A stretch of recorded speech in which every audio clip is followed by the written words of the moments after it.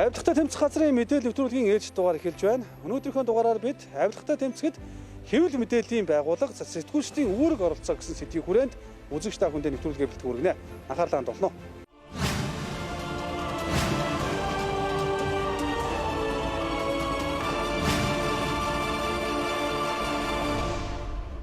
Хэвлэл мэдээлэл гэдэг аливаа зүйлийг уншигч, үзэгч, сонсогчдын сонорт хүргədгээрээ маш чухал нөлөөтэй. За нийгэмд гүйцэтгэж байгаа үүргийн тухайд онцлбол, за мэдээлэх, за соён гэгэрүүлэх, зугаацсан цэнгүүлэх үүрэгтэй. За тэгэхээр авилга гэдэг нийгмийн хор тавдар. Тиймээс хэвлэл мэдээллийн байгууллагууд редакцийн бодлогодоо авилгаас урьдчилан сэргийлэх, соён гэгэрүүлэхэд чиглэгдсэн бодлогыг тусгаж өгөх нь зүйтэй гэж мэргэжлийн үйл ажиллагаа явуулдаг салбарын төлөөллүүд онцолж байна. Авилгын эсрэг одоо ийм соён гэгэрүүлэх материалуудыг нийтлэх нэвтрүүлгүүдийг хийж цацах хүний яг сэтгэл зүрхэнд нь сэтгэл хөдлөлт нь очиж нөлөөлөхөөр одоо ийм зарчлагуудыг ингээ хийж явал. Энэ авилгатай тэмцэх нь бол ямар ч редакц өөрийнх нь бодлогын нэг саршгүй хэсэг байх ёстой л гэж би боддог.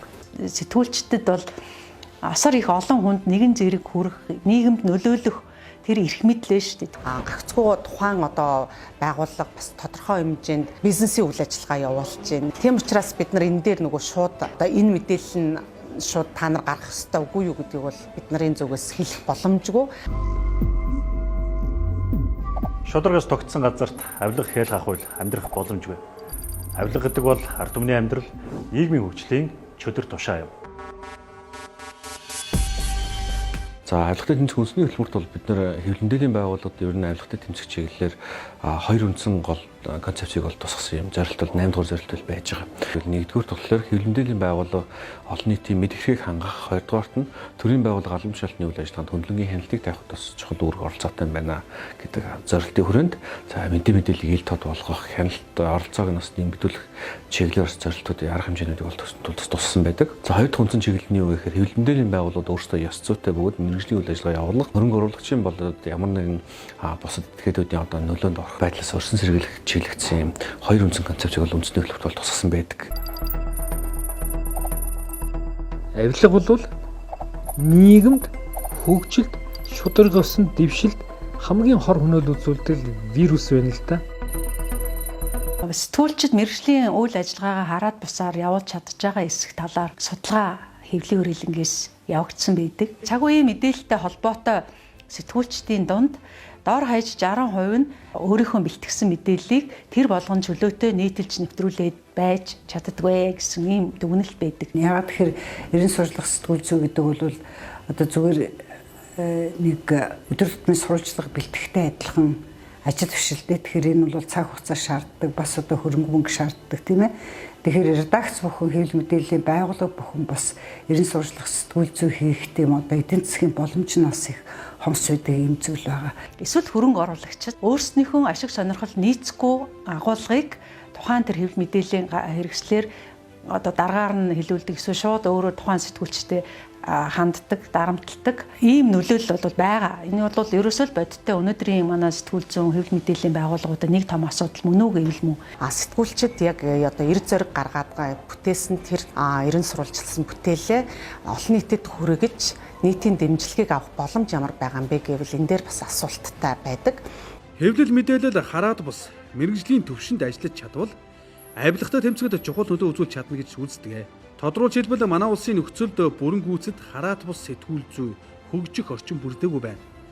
За ийм нөхцөл байдалд хэвлэл мэдээллийн байгууллага сэтгүүлчид хууль бус зүйлийн талаар үг үзэл бодлоо олон нийтэд хүргэх боломж хомс байна. Сэтгүүлчдийн хараат соёлыг баталгаажуулах, тэрлэгийн байгууллага одоо ёс зүйн асуудлыг шийдвэрлэдэг энэ асуудлуудыг бол тусгуулах чиглэлээр бас нэлээд хамтан ажиллагаа бол өрнүүлсэн. За хэрэг сурвалжлах сэтгүүл зүйн хүрээнд ямар хяналт оролцоог бий болгох уу, ямар арга зүй бодлогыг бий болгох уу гэдэг дээр нь бас олон улсын байгууллагатай хамтар сургалтын үйл ажиллагаануудыг бол явуулж ирсэн. Тэрэн дээр бол ЮНЕСКО-гоос өгсөн үндсэн зөвлөмжүүд байдаг л да. За тэгэхээр тэр үндсэн зөвлөмжөд бол хамгийн нэгдүгээрт нь бол дотоодынхаа хууль тогтоомжийг иргэнэ болон улс төрийн эрхийн олон улсын пактын 19-р зүйл буюу одоо үйл бодлоо илэрхийлэх хэрэгчлөөг одоо баталгаажуулсан энэ зүйл заалтаа нийцүүлээч. За мөн одоо тэр мэдээлэгчийг буюу одоо шүглдэгчийг хамгаалах ийм одоо хуультай болооч. За сэтгүүлчдэд бас одоо нууц их сурвалжийг хамгаалах одоо энэ эрхийг олгооч тийм ээ. Одоо яг хуулийн хүрээнд энэ эрхийг олгооч. За дараагаар нь бол хэвлэл мэдээллийн өмчлөл За төвлөрлийн асуудлыг бол одоо бас ил тод байлгаач энэндээ бас хяналт тавьж байгаа чи гэх мэтийн одоо ийм одоо зөвлөмжүүдийг бас өгсөн байгаа.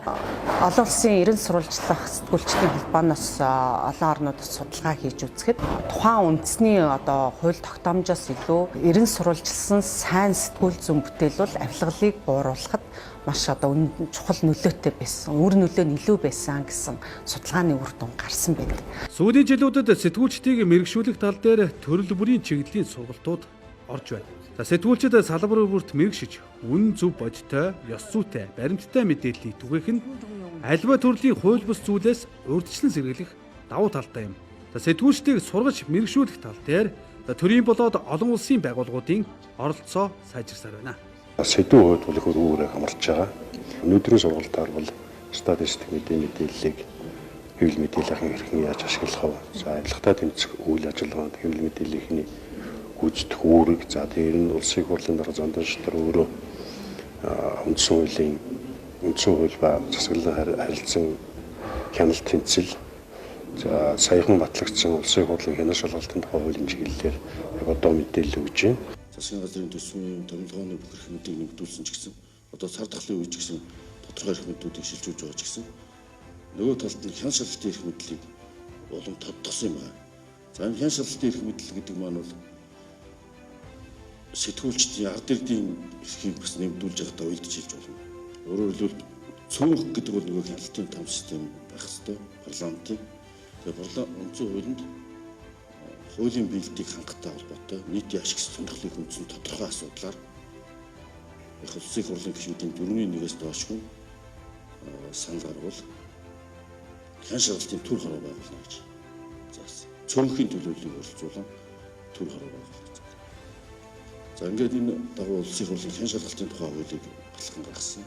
Энэ хян шалгалтын хууль бол 7/58 зүйлтэй төсвийн хяналтыг яаж хийх вэ? Хяналтын сонсголууд яаж байгуулах вэ? Улсын хурлын хян шалгалтын төр хараа яаж байгуулах вэ?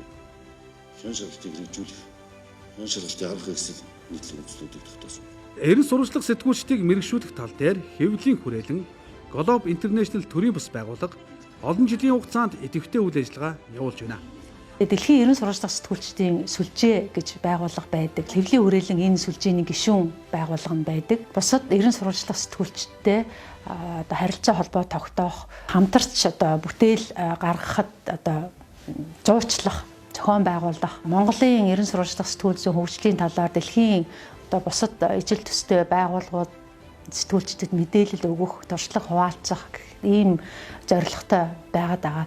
Тэгэхээр цаашдаа бол манай Монголын сэтгүүлчдэд боломж бол нэлээд их нээлттэй байгаа. Сэтгүүлчид хэвлэл мэдээллийн байгууллага авилгалтаа тэмцэхэд ерөөсөн чанартай сайн бүтээлээр л хувь нэмэр оруулж чаддаг. Тухайн бүтээл нь мэрэгжлийн өндөр түвшинд хийгдсэн, ёс зүйн өндөр одоо шалгуурын дор авилгал гэмт хэрэг одоо юу гэдгийг те болохгүй бүтэхгүй энэ зүйлүүдийг эрен сурвалжилж гарч ирсэн. Энэ бүтээлээрээ дамжуулж нийгэм шударга ёсыг тогтоох, тэгш байдлыг хангах те авилга ашиг сонирхлын зөрчлийг бууруулахад бол сэтгүүлчид хэвлэл мэдээллийн байгууллагууд бол хувь нэмэр оруулж чадна. Эрен сурвалжлах сэтгүүл зүй хүчтэй байх тохиолдолд за дээрэс нь ерөн сэтгүүл зүй хэвлэл мэдээллийн байгууллагууд хараад бас мэрэгжлийн түвшинд ажиллаж чаддаг байх тохиолдолд авилга тэр хэмжээгээрээ буурах ёстой.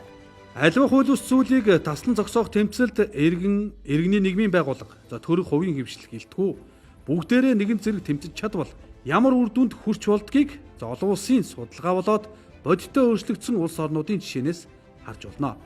За гагцгүй хин хиндээ найдаад орхих биш хамтын ажиллагаа чухал гэдгийг өнөөдрийн хөндсөн сэдвээс үзэгч та бүхэн харж мэдлээ.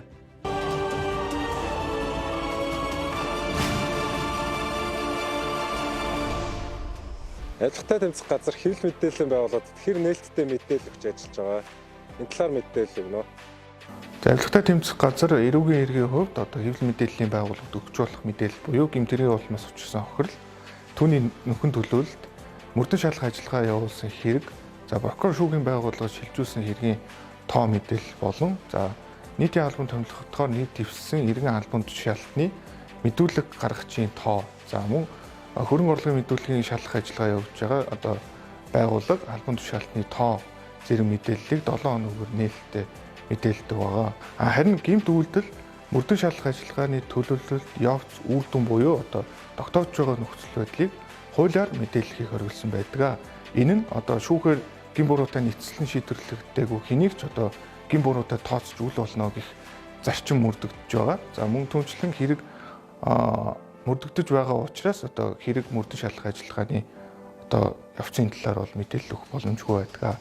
Харин хууль одоо хэрэг бүртгэгдсэн мөрдөн байцаалтын материалыг прокурорын зөвшөөрснөөр прокурорын мэддэг бололцоотой гэж хэлсэн хэмжээгээр мэдээлж болно гэж заасан байдаг учраас за прокурорын зөвшөөрсөн хэмжээнд мэдээлэл өгөх бол нээлттэй боломжтой байдаг байж байгаа. За шүүхээр гин буруутай нийцлэн шийдвэрлэгдсэн тохиолдолд хэргийн талаар бол дэлгэрэнгүй мэдээлж болно.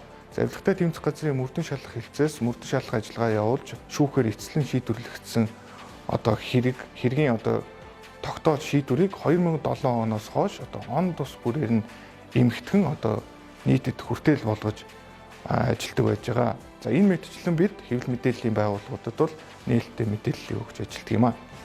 Авилгатай тэмцэх газраас асуултаа шүгэл өглөх гэдэг нь одоо ямар учиртай юм бэ? Үүн дээр ямар нэгэн эрхцэн орчин бүрдсэн юм уу? Монгол улс 2005 онд авилгын эсрэг нэгдсэн үндэсний байгууллагын конвенцийг сойрхон баталсан байдаг. Конвенцээр хүлээсэн үүргээ хэрэгжүүлэх зайлшгүй шаардлагатай. Конвенцээр одоо тогтоосон гэмт хэргийг аливаа одоо баримт нотлохоотойгоор сайн санааны үүднээс холбогдох байгууллагуудад мэдээлэх, энэ мэдээлж байгаа этгээдийг хамгаалахтай холбоотой асуудлыг одоо үндэснийхээ хууль тогтоомжид тусгаж хэрэгжүүлнэ гэдэг нэг заалт. Энэ шаардлагын үүднээс бид 2016 онд батлагдсан авилгатай тэмцэх үндэсний хөтөлбөрт шүгэл үлдээгчийг хамгаалах, мэдээлэгчийг хамгаалах хэрэгцээ зохицуултыг бий болгоно гэж тусгаж өгсөн байгаа. 2019 онд авилгатай тэмцэх газраас шүгэл үлдээгчийг хамгаалах тухай хуулийн төслийг боловсруулад холбогдох байгууллагуудад хүргүүлсэн.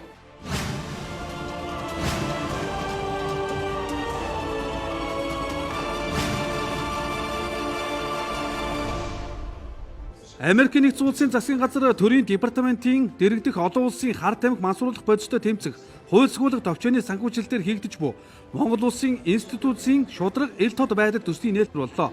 Тус төслийн хүрээнд Монгол улсын авилгыг бууруулах чиглэлээр тулгымсан асуудлыг шийдвэрлэх, авилгыг цаг алдалгүй илрүүлэх, олон улсын хамтын ажиллагааг бэхжүүлэх, авилгын гэмтэрэгт эрх зүйн харилцан тусцаа үзүүлэх гэрээ. Авилгын гэмтэргээс урьдчилан сэргийлэх механизмыг бэхжүүлэх, авилгатай тэмцэх газар болон улсын ерөнхий прокурорын газар хоорондын уялдааг сайжруулахад дээрх төсөл үр дүнгээ өгнө гэж тооцоолжээ. Хамтран ажиллах санамжлагт гарын ус зурах ёслолын үйл ажиллагаанд олон улсын хөгжлийн эрх зүйн байгууллагын суурин төлөөлөгч Стивен Кент, авилгатай тэмцэх газрын дэд дарга эрхэлсэн комиссар ад жаргал, улсын ерөнхий прокурорын ордогч төрийн хууль цаазын шадар зөвлөгч Чимбат нар оролцож санамжчиг байгуулсан юм. Энэхүү төсөл нь авилгын хэргийг мөрдөн шалгах эрх бүхий байгууллагын үр дүнтэй ажиллагааг сайжруулж, нөөц бололцоог нэмэгдүүлэх зорилготой юм. Энэ хүрээнд хэд хэдэн чухал ач холбогдолтой зорилт бий. Нэгдүгээрт авилгын гэмт хэргийг хамтран мөрдөн шалгадаг байгууллагууд болох авилгатай тэмцэх газар, улсын ерөнхий прокурорын газар болон бусад хууль сахиулах холбогдох байгууллагуудын нөөц бололцоог нэмэгдүүлэх болон мэргэжлийн ур чадварыг сайжруулах чиглэлд ажиллана. Олон улсын хамтын ажиллагааны үр дүнтэй байдал болон түргэн шуурхай байдлыг нэмэгдүүлэх юм. Цаашид эдгээр хууль сахиулах байгууллагууд нь өөрсдийн хамтын ажиллагааг өргөжүүлж хэрэг хэн шийдвэрлэх ажиллагаанд хоорондоо дэмжлэг үзүүлэн ажиллах үр дүнтэй практик арга хэмжээг үйл ажиллагаандаа ашиглана гэдэгт итгэлтэй байна. Төслийн 3 дахь зорилт буюу авилгын эсрэг нэгдсэн үндэсний байгууллагын конвенцийн зөвлөмжийн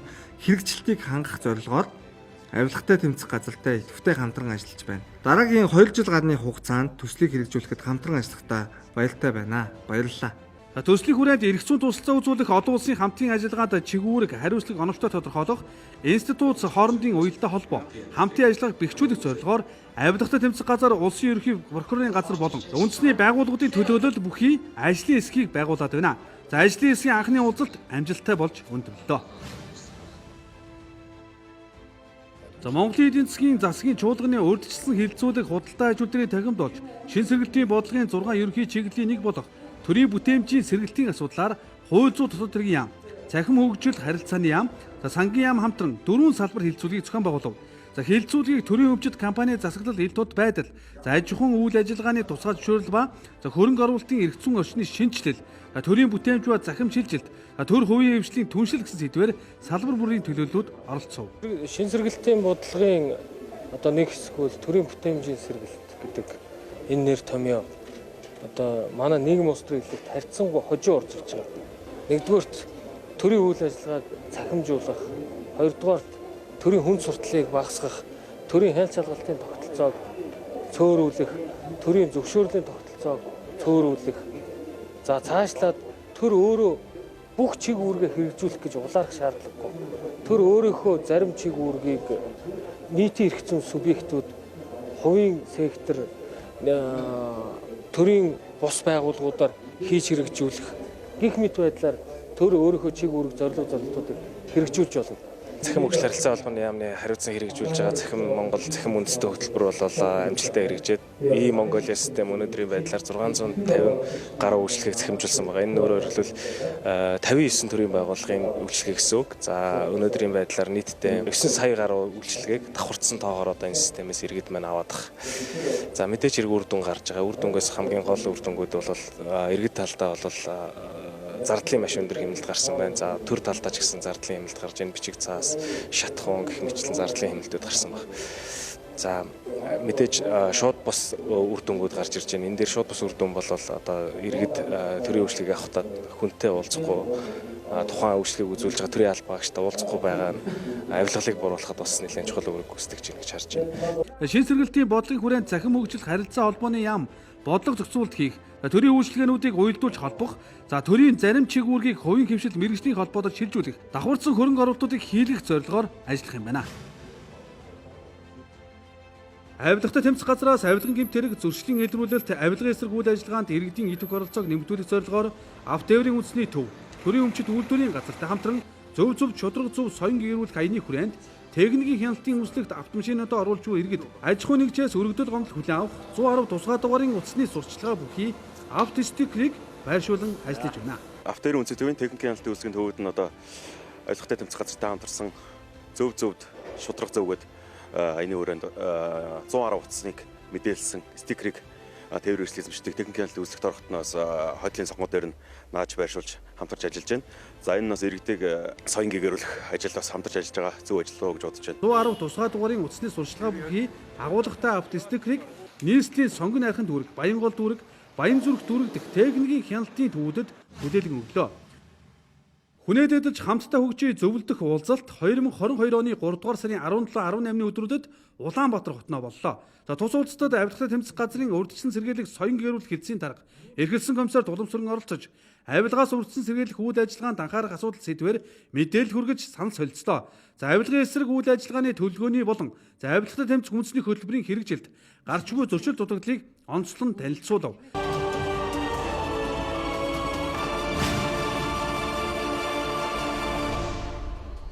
Мексикийн татварын алба хиймэл оюун ухааны алгоритм аналитик хэрэгслийг ашиглан 3 сарын хугацаанд 1200 гаруй төвийн бизнес 3500 залилгын үүдийг илрүүлжээ. За хиймэл оюун ухааны тусламжгүйгээр үүнийг хийхэд ойролцоогоор 18 сар шаардлагатай байсан байна. За корпорацийн авилгатай тэмцэх хүрээнд хиймэл оюун ухаан нь компаниудад хөрөнгө оруулалтын чиглэл эсвэл гүйдийг санал болгож ийм төрлийн үйл ажиллагаанд авилгын эрсдлийг илрүүлэх зохион шалгалтын үйл явцыг сайжруулахад тусалдаг гинэ. За мөн хиймэл оюун ухаан нь жил бүр авилгын эсрэг бодлогын тоонд илүү их мэдээлэл өгөхийн зэрэгцээ компанийн үйл явц, тайлан, үйл ажиллагааны шинжилгээнд үндэслэн сургалт зохион байгуулахад туслах боломжтой гэж онцолжээ. Хиймэл оюун ухаан нь маш олон бизнес хэрэгтэй байсан тул авилгатай тэмцэх үйл ажиллагаанд эрдэмтэд ашиглахыг эрмэлздэг. За үнэн дээр хиймэл оюун ухааныг авилгатай тэмцэх дараагийн хил гэж тодорхойлоод байна. Эдгээр улсын загсаг нүрийн сайд асныг дав залдах шатны шүүгээс албан тушаал хашиж байх хугацаанд сайн ажилласан гэж үзэн авилгын хэрэгээр 20 хятадыг тал хуваар буруулжээ. Эдхи Парабовог 2020 оны 11-р сард авилга авахын тулд хавчны авгалдаа экспортлох ашигтай гэрээ байгуулж компаниудад өгсөн хэмээн сэжиглэн баримтсан бөгөөд 2021 оны 7-р сард авилгын гэмт хэрэгт буруутган 5 жилийн хойрхол оноосон. Тэрээр дээрх шийдвэрийг давзалтсан боловч Жакартагийн дэчүүх 2021 оны 11-р сард түүний 20 хятадыг 9 жил болгон сунгасан байна. За харин энэ оны 3 дугаар сарын 9-ний өдөр дээчүүх Эдхи Парабовгийн ялыг 5 жил болгон хуцаан буруулжээ. Гомдол мэдээлэл хүлээн авах тус 110. Нууцыг чанлан хадгална. Авилгатай тэмцэх газар. За 14 хоног тутам бэлтгэн хүргэдэг авилгатай тэмцэх газрын мэдээлэл нэвтрүүлгийн ээж дугаар үзэгч та бүхэнд хүрлээ. Анхаарлаа хандуулсанд баярлалаа.